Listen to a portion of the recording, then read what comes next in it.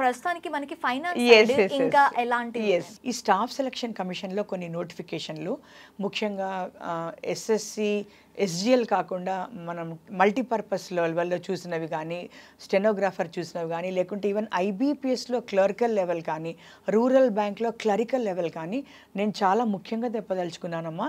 మనం ఏజ్లో రిలాక్సేషన్లో మనం జనరల్గా అదర్ బ్యాక్వర్డ్ క్లాసెస్కి మనం ఫిజికలీ హ్యాండిక్యాప్కి ఎస్సీ ఎస్టీకి చెప్పుకున్నాం కదా.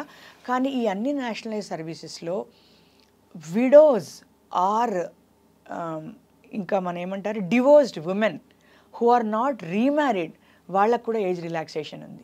అది I wanted to get it very straight to the audience. It is very very important, very supportive for women candidates. నేను మిస్ అయ్యాను, నేను తర్వాత రియలైజ్ అయ్యి ఫీల్ అయ్యాను, అందుకని ఇవాళ బిగినింగే దాంతో చేయాలని చెప్తున్నాను. మళ్ళీ చెప్తున్నాను, widow and divorced and who are not married again ఆ అష్యూరెన్స్తో ఉంటే వాళ్ళకి 35, 38 అంటే జనరల్ వాళ్ళకైతే 33, 35 వరకు, రిజర్వ్ క్యాండిడేట్స్లో ఉన్న వాళ్ళకైతే ఇంకా ఎక్సెస్గా వాళ్ళకి సెకండ్ ఇన్నింగ్స్ లైఫ్ స్టార్ట్ చేయడానికి it's an excellent opportunity.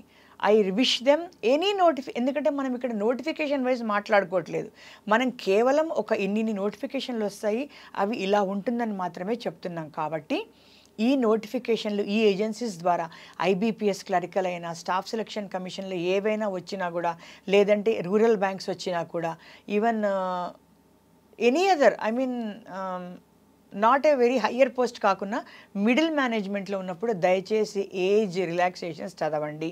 Widows can be other single women can restart there lifes in a very positive way. Okay.